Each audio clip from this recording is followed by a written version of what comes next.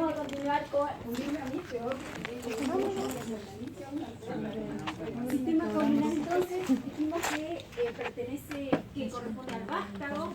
El vástago involucra el tallo y la hoja. Nosotros el tallo ya lo vimos su morfología, su anatomía, vimos las adaptaciones.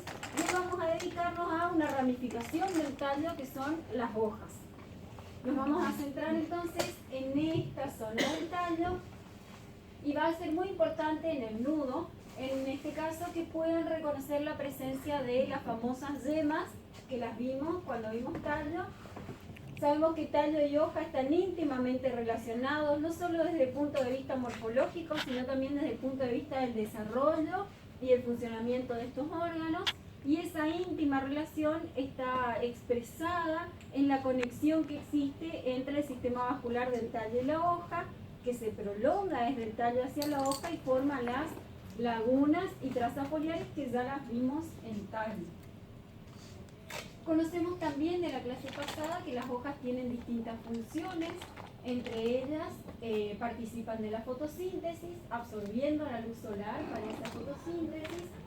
Participan en el intercambio de gases, en los que están involucrados dos procesos, transpiración y respiración, y las hojas regulan el control de la pérdida de agua en la planta, generando ese sistema o esa columna de agua de la que hablaba la profesora de fisiología, en la que la absorción de agua por la raíz se da gracias al potencial hídrico que se genera por la pérdida de agua en las hojas. A esa diferencia de potencial hídrico se forma esa columna de agua explicada en la teoría tenso-coeso-adhesiva, que corresponde a los contenidos teóricos, pero que nos sirve a nosotros para entender cuál es la importancia de la transpiración como proceso. ¿Cómo es una hoja?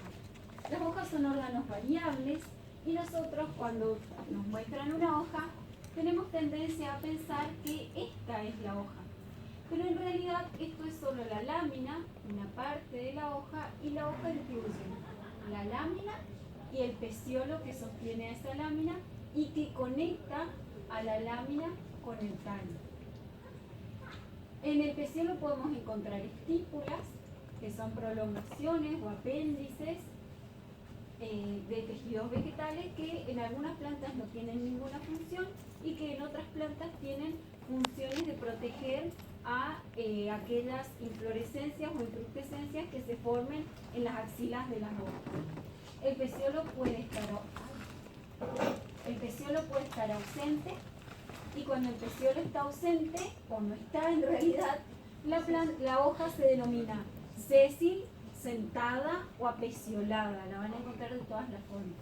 El peciolo puede además tener una prolongación, ¿sí?, de sus tejidos y constituirse en un peciolo alado.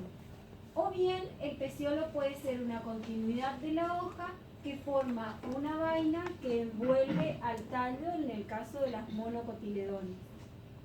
En la lámina de la hoja nosotros vamos a distinguir el haz o cara adaxial o cara superior y el envés o cara abaxial o cara inferior. Pero hay otras características que son muy importantes y que nos van a permitir caracterizar a una lámina foliar, y que son la base de la lámina, cómo es esa base, el ápice, el margen, también lo van a encontrar como borde de la hoja, y la disposición de los nervios primarios y secundarios en la lámina. Son todas características que nos van a permitir distinguir a las hojas. Nosotros podemos encontrar en la naturaleza hojas simples y hojas compuestas. ¿Vieron esto en biología general? Algo quizás lo vieron o no importa, porque lo vamos a recordar acá y lo van a tener que reconocer acá. Hojas simples. En una hoja simple, la lámina o el limbo, que sería esto, que les dije lámina hoy pero que también se llama limbo, no está dividido. La lámina es entera. En algunos casos la lámina puede estar profundamente lobada o lobulada, pero van a ver que la lámina siempre está conectada con los lóbulos de la lámina, siempre están conectados entre sí. En cambio, en una hoja compuesta, la lámina está dividida en partes más pequeñas que se denominan foliolos. ¿Qué voy a reconocer en una hoja compuesta? El peciolo. ¿Cómo me voy a dar cuenta de cuál es el peciolo? El peciolo en muchas hojas compuestas, no en todas, generalmente tiene la base engrosada. Y el peciolo es el inicio de la hoja, por lo tanto comienza a donde hay una yema. Entonces, para encontrar a dónde empieza la hoja, tengo que encontrar al peciolo y a la yema. Primero a la yema. Y entonces sé que lo que sigue de ahí es el peciolo. Y ahí miro la lámina. Y ahí me doy cuenta de si esa lámina es entera o está fragmentada. En una hoja compuesta voy a ver que después del peciolo se continúa un eje que sostiene a la lámina que se llama raquis. Y cada fragmento de la lámina está sostenido por un peciolulo. A cada fragmento se lo denomina foliolo. Esta información la tienen en el anexo que les dimos, están las referencias. ¿Qué tipo de hojas compuestas existen? Las hojas compuestas no son todas iguales y reciben distintas denominaciones. Esto sí es importante que saquen una fotito y lo tengan para poder nombrar a las hojas compuestas en el práctico, porque en el anexo no está tan así como acá, tan detallado. Puedo tener hojas bifoliadas. ¿Sí? Acá tengo la ramita, allá donde está la flecha estaría la yema, el peciolo y la lámina dividida en dos foliolos. Por eso se llama bifoliada. Puedo tener hojas trifolioladas o ternadas. Tengo en la rama el peciolo, supuestamente acá está la yema, re linda. No. Y ahí la lámina dividida en tres foliolos, trifolioladas. Puedo tener también pentafolioladas y puedo tener hojas palmeadas o palmatisectas. Las hojas palmeadas, palmadas o palmatisectas tienen esta forma, ¿sí? Similar a la palma de la mano, y voy a ver que cada uno de los foliolos en esta hoja es independiente del otro. Entonces tengo el peciolo, acá voy a tener un raquis muy breve, muy cortito, un peciolulo, un foliolo, otro peciolulo, otro foliolo. Y después tengo hojas compuestas que son pinnadas. La palabra pinna hace referencia a una división que tiene la lámina. Yo puedo tener hojas así pinnadas y puedo tener hojas imparipinnadas u hojas paripinnadas. ¿De qué depende eso? Tengo el peciolo, tengo el raquis, tengo los peciolulos y el foliolo. Las hojas imparipinnadas tienen un solo foliolo terminal, uno, impar. Y las hojas paripinnadas tienen dos foliolos terminales, foliolos pares. Y lo que puede suceder es que la hoja se divida una vez, se pinne una vez la lámina se pinna una vez. Pero en algunos casos, este foliolo vuelve a dividirse. Y yo tengo hojas bipinnadas. Entonces, el peciolo, todo esto es la hoja que se dividió una vez en foliolos, que se dividieron en foliolulos sostenidos por un raquis secundario. ¿Sí? La hoja se dividió, se pinnó dos veces, por eso es bipinnada. ¿Está? Nosotros les dejamos muestras de hoja. ¿El foliolulo está unido al raquis? ¿No tiene una especie de peciolo? ¿El qué? ¿El foliolulo está unido nomás al raquis? En la mayoría de los casos son sésiles, el foliolulo es sésil, en la mayoría de los casos. Hay casos de foliolulos que son pedicelados, pero se le dice pedicelo del foliolulo, porque si el otro es peciolulo no puede ser peciolulo, no existe. La mayoría son sésiles. Igual le trajimos ejemplos. Le trajimos ejemplos sésiles hoy.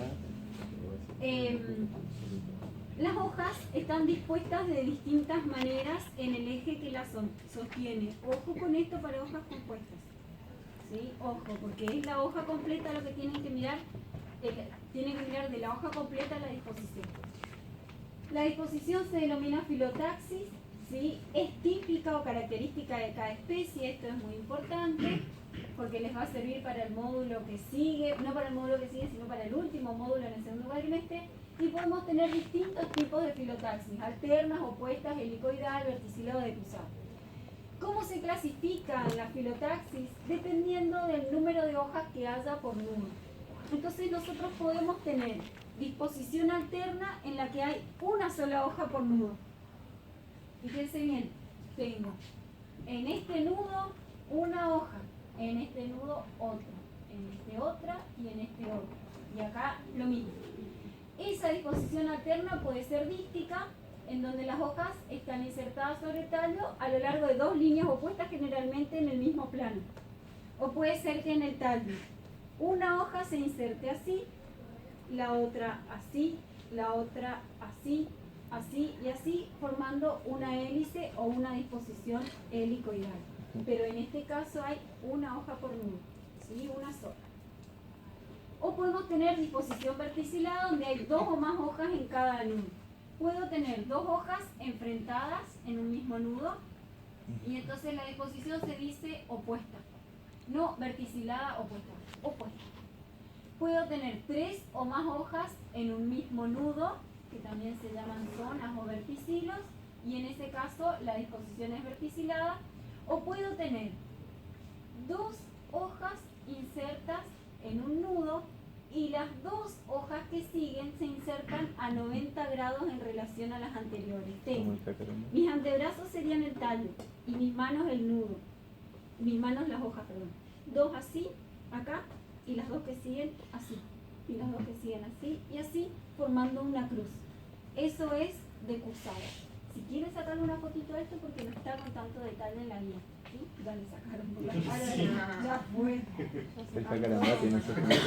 Hay distintas formas o distintas maneras de poder determinar cuál es la arquitectura de una hoja.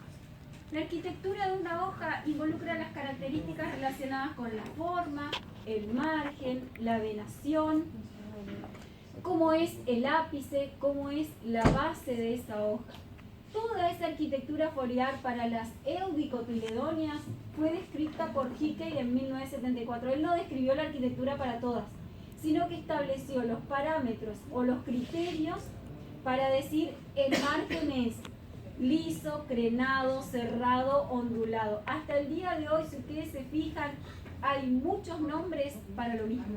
Hay muchas maneras de nombrar a la misma forma de un margen, a la misma forma de una hoja. Hickey estableció una moción de orden ahí, hizo una propuesta y dijo: estos serían los términos que tendríamos que utilizar para describir a cada una de las partes de la hoja. Él habló de dicotiledóneas, hoy sabemos que son eudicotiledóneas. El anexo que ustedes tienen está basado en Hickey.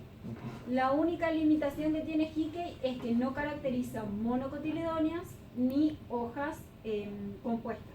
Por lo tanto, la actividad C, que la tienen que hacer con Hickey, elijan eudicotiledóneas, hojas simples. ¿Sí? ¿Qué es la sucesión foliar? La sucesión foliar es la secuencia en la que van apareciendo las hojas en una planta a partir de su desarrollo desde el embrión. Yo no me voy a dedicar a leerles todos los nombrecitos que hay ahí, porque lo que está ahí es exactamente lo que está en la guía de trabajos prácticos. Pero van a ver que la hoja, dependiendo de su grado de desarrollo, de su posición en la planta y de su función, recibe diferentes nombres. ¿Sí? Las hojas, al igual que los tallos y las raíces, tienen adaptaciones o modificaciones. Nosotros vamos a ver hoy algunas adaptaciones o modificaciones foliares. En este caso son solo modificaciones foliares. La primera de ellas es heterofilia, y la heterofilia es cuando yo encuentro hojas de tamaño y forma diferente en una misma planta, pero no necesariamente en el mismo lugar de la planta. Cornea suria es el camalote, una planta acuática, y ustedes van a ver que toda esta es la parte emergente, la parte que está hacia afuera. Y esta es la región sumergida de la planta. En la región emergente encuentro hojas circulares o romboidales. Y en la región sumergida, hojas que tienen esta forma acintada. En el camalote que conseguimos, que trajo Franco, hay una hoja cintada. Así que la cuidamos como oro de toda el punteo que le hacemos con el lapicito, el portamina, el no sé qué, se las vamos a mostrar ahí porque hay que mirar con cariño. Y después existen otras hojas modificadas. En este caso, que les trajimos un helecho acuático, que acá la hoja no se llama hoja, sino que se llama fronde, porque los helechos todavía tienen frondes y no hojas, y tienen unas hojas que son lineares acá abajo, que tienen estas pelotitas, que son en realidad escorocarbos, son estructuras reproductoras, y la hojita es lineal, es como esto, pero sin todas esas raíces secundarias, y esa hojita se llama lacinia. Es una hoja modificada para aportar las estructuras reproductoras. Acuérdense, el hecho todavía, la reproducción no tiene muchas ventajas en relación a las angiospermas. Hay otro fenómeno que se llama anisofilia y es cuando hay hojas de diferentes formas y tamaños, pero las hojas están insertadas en el mismo lugar en el tallo. No están en lugares diferentes, las veo al mismo tiempo en el mismo lugar. Un ejemplo muy conocido es un helechito que se llama celaginela, que lo tienen ahí, que está en esta época del año en todos los canteros a donde ustedes ven, creciendo entre el cantero y la vereda, siempre hay celaginela. De hecho lo rodeé ahí. Después hay otras modificaciones que tienen que ver con la variación o la modificación de la relación volumen-superficie de una hoja. La hoja puede ampliar su superficie o bien puede reducir al máximo la superficie foliar en relación a su función y al ambiente en el que vive. Tenemos hojas suculentas que están acá, que son las que conocemos comúnmente como plantas carnosas, crasuláceas, suculentas, a donde hay un aumento en la cantidad de tejido foliar, entonces la hoja es consistente, es una hoja gordita, y ese tejido espesa y ese tejido sirve para almacenar agua. Así que cuando vean esta adaptación no pongan hoja suculenta, pongan, aumenta la cantidad de tejido foliar para el almacenamiento de agua. Recomendación para que después tengan en el informe lo que les vamos a preguntar en el parcial. ¿Quién es el ejemplo más conocido? El aloe, ¿sí? Una planta con propiedades medicinales atribuidas, algunas ciertas, otras algunos mitos, pero una hoja carnosa que cuando nosotros la cortamos tiene mucho contenido de agua en su interior. O podemos tener también hojas que reducen su tamaño y ahí vamos a ver hojas que son acículas, como por ejemplo en el pino, acícula, aguja, ¿sí? Hojas con esa forma de aguja que permiten que estas especies vivan en ambientes a donde hay condiciones de frío extremas y a donde durante una parte importante del año la hoja tiene posada sobre sí nieve. ¿Está? Entonces de esa manera tiene que protegerse reduciendo la superficie de contacto, y vieron que la hoja del pino siempre es brillosa, tiene muchas ceras y putinas alrededor del epidermis. Podemos tener hojas reducidas a espinas, como en el caso de los cactus, que los vimos la clase pasada, donde el tallo cumplía la función fotosintetizante porque la hoja estaba reducida a una espina por gastadora de agua, ¿sí? Entonces, como gasta mucha agua, la hoja se reduce en ambientes a donde el agua escasea y el tallo cumple la función fotosintética. Vamos a ver emergencias que son similares a espinas, pero que son en realidad prolongaciones de las hojas, no hojas, y esas emergencias las vamos a ver ahí en Solanum, bastante mala porque tiene espinas hasta en el tallo, así que manipúlenla con cuidado. Las emergencias en este caso protegen contra la herbivoría. Si nosotros miramos plantas en el campo, van a ver que muchas plantas tienen las hojas comidas. Solanum nunca tiene la hoja comida. ¿Solanum es ortiga o ortiga Solanum? No, es un pariente de la papa, pero la ortiga tiene la misma función. Solo que la ortiga no son emergencias, sino que son pelos glandulares. Por eso cuando el pelo se rompe, se desclava y entra en líquido. No son emergencias, sino pelos. Pero también es contra la defensa de la herbivoría, la función es la misma. Podemos tener hojas modificadas que tienen como estructuras de fijación, zarcillos foliares. ¿Cómo me doy cuenta de que el zarcillo es foliar y no caulinar? Generalmente los zarcillos foliares se originan junto con otras hojas. Ustedes tienen un ejemplo ahí que es Macfadiena, conocida como uña de gato, también tiene unas espinitas. Y Macfadiena es en realidad una hoja trifoliolada.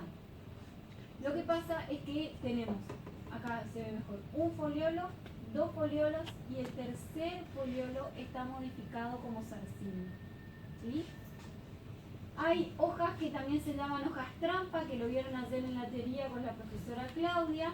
Un ejemplo es Drosera, y hay otros ejemplos más, a donde estas especies tienen pelos glandulares, a donde hay recompensas que pueden ser néctar o agua, que son atractivas para los insectos se acercan a la hoja y quedan atrapados en los pelos. En este caso, Drosera hace como una espiral y atrapa al insecto, como si lo envolviera en un canelón. Lo deja ahí adentro, produce enzimas que degradan el exoesqueleto de estos insectos y aprovechan de ese exoesqueleto componentes proteicos y nitrogenados, que los necesitan como nutrientes. Drosera es la misma, son dos especies del mismo género. Hay otra más que no me acuerdo cómo es el nombre, esa que tiene 2 hojitas así y se cierra. ¿La Venus? Ya me va a salir, con A empieza, me parece. Sería una planta. Esa, la Venus atrapamoscas, pero no me sale el nombre verdadero. Bueno, esa Venus atrapamoscas hace lo mismo. Pero ¿Sería omnívora la planta porque come los nutrientes del suelo y animales? No sé. Pregúntale a Claudia. Esa pregunta a Claudia. No. Pero meme ¿Saben qué? Esto en otros años por ahí no se mostraban. Bueno, ahora no tenemos ejemplo de Drosera y Franco tiene la Venus atrapamoscas, pero no la quiso traer. No, porque me tocan eso con el lápiz, me va a cortar el lápiz. Es interesante porque son las que generalmente les dicen plantas carnívoras, que les queda como el mito de que se van a comer gente, vaca, etcétera, y eso. Claro, no comen carne. No comen carne, ¿sí? ¿Cómo es la anatomía de las hojas? Porque lo que nosotros vemos por fuera responde a una constitución interna de esas hojas y lo que conocemos como función tiene que ver con la presencia de ciertos tejidos y la disposición de esos tejidos en la hoja. Las hojas presentan mucha variabilidad en cuanto a su anatomía y esa variabilidad está dada principalmente por el hábitat en el que estas plantas se desarrollan. Vamos a tener, y en ese hábitat el factor más limitante es la disponibilidad de agua. Y ahí vamos a encontrar plantas mesófitas, hidrófitas y xerófitas que están definidas en la guía, pero no se preocupen porque eso lo vamos a ver en el práctico de morfoecofisiología en el segundo trimestre. Importante que podamos reconocer en la hoja los 3 sistemas de tejido. Sistema dérmico, donde está la epidermis con su cutícula y sus ornamentaciones. El sistema fundamental, a donde están los parénquimas que forman parte del mesófilo, el tejido intermedio entre las 2 epidermis, y el tejido vascular. En este caso de hoja, ustedes ya vieron hojas en citología y histología, probablemente las vieron en biología general. En cuanto al sistema vascular, a nosotros nos interesa ver cómo está ese sistema vascular y cómo el parénquima que rodea el sistema vascular lo acompaña, no lo acompaña, es prominente o no, porque eso va a estar directamente relacionado con la función fotosintética de una hoja. Entonces, en epidermis vamos a tener estomas, ornamentaciones que pueden ser estos pelos glandulares, pelos unicelulares, pelos verrucosos, etc. Una gran variedad de ornamentaciones. Y, por supuesto, la cutícula más gruesa, menos gruesa, ornamentada o no. En relación a la posición de los estomas, las hojas se van a definir como hipostomáticas, los estomas arriba, ¿sí? Abajo, epistomática, los estomas arriba, o anfiestomática, estomas en ambas caras. No vamos a ver eso hoy, pero es importante. Características del mesófilo y del nervio médico. ¿Qué podemos encontrar en el mesófilo?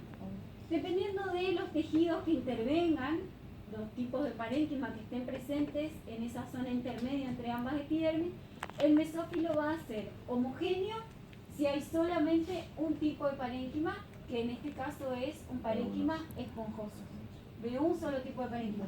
Fíjense que esto podría llegar a parecer un parénquima en empalizada, pero atiendan bien a la anatomía del parénquima en empalizada. ¿Está?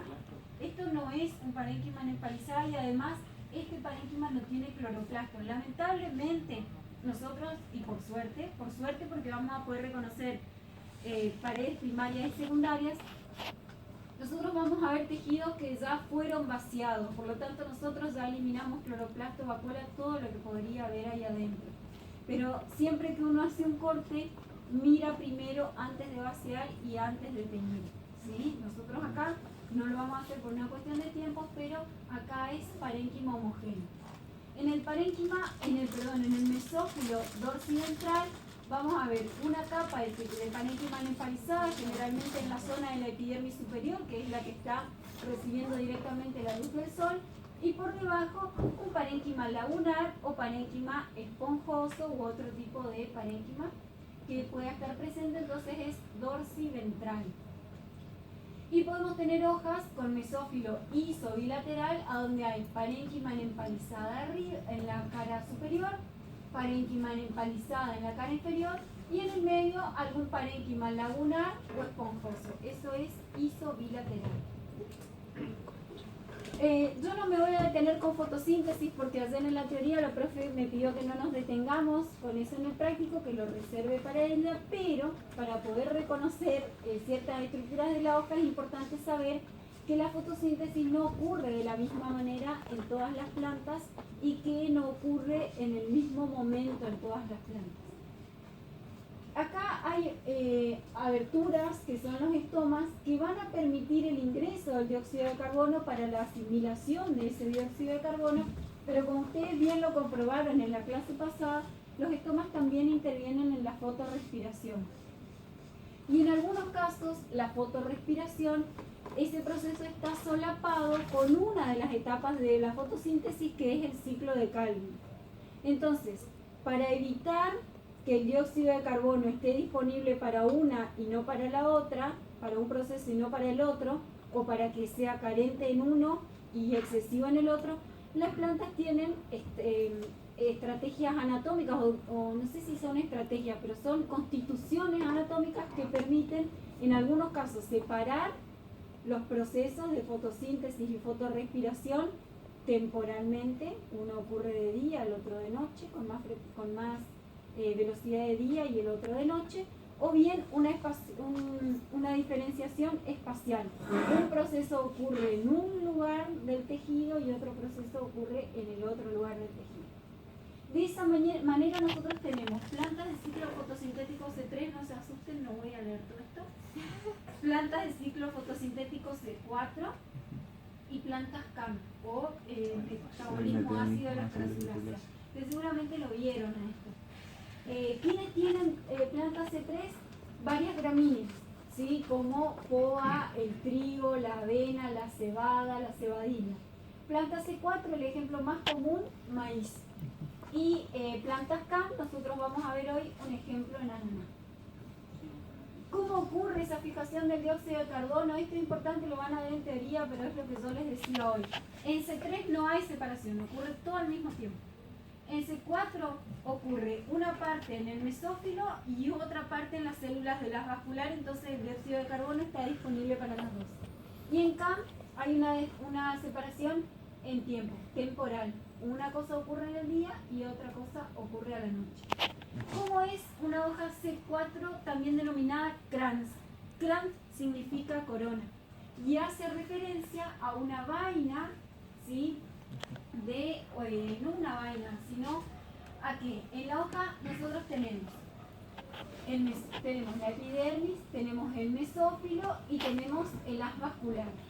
En las plantas C4, en la vaina del haz vascular, que es esta que está acá, forma junto con el mesófilo dos vainas concéntricas alrededor del haz vascular. No se ve tan claramente en los preparados. ¿Por qué? Porque es lo mismo que le sucede a esta foto. Por eso la puse. Hay una vaina vascular externa, que es esta, que está constituida por las células del mesófilo. En esta vaina vascular externa, nosotros vamos a ver que las células son grandes, que tienen clorofila, porque tienen muchos cloroplastos, y están dispuestas alrededor de toda una vaina interna que se forma acá. En este caso no vamos a encontrar tan clara esa, y eso es lo que forma la corona o crans. No vamos a encontrar tan clara esa distinción porque nuestro parénquima ya está vaciado. Pero si ustedes miran con atención, van a ver claramente en los preparados la vaina de las y la vaina parenquimática alrededor. Porque una parte de porque estos procesos van a estar divididos. Unos van a ocurrir en las células parenquimáticas y otros en las células de la vaina de las. ¿La vascular es la parte de la nervadura? Sí, la las en la nervadura. En las hojas C3 vamos a ver que no hay células del mesófilo dispuestas radialmente alrededor de la vaina vascular. No es tan fácil de distinguir, por eso me río. Y las células parenquimáticas y sus cloroplasts son más pequeñitos. Ahí vemos una y por ahí las células de la vaina son como más chiquititas que en las hojas C4. Si tuviéramos que comparar, ahí vamos a ver que C3, C4 y CAM. En C3 voy a encontrar mesófilo en empalizada, en este caso noto que escribo y es un mesófilo homogéneo. En C4 y en CAM no voy a encontrar mesófilo parénquima en empalizada. Voy a encontrar un mesófilo homogéneo. Acá solamente voy a encontrar esponjoso y es homogéneo, y acá solo esponjoso y es homogéneo. La vaina amilífera, que es esa vaina parenquimática, está poco diferenciada en C3, bien diferenciada en C4, y en CAM puede estar ausente o poco diferenciada, como en este caso. Con esto no me meto porque no se ve, pero lo dejé igual porque era una buena comparación. Y ahora, a trabajar. ¿Qué tienen ustedes en las mesadas? Tienen grupos de hojas. Tienen grupos de hojas ahí, acá y ahí. Y acá tienen modificaciones o adaptaciones. En cada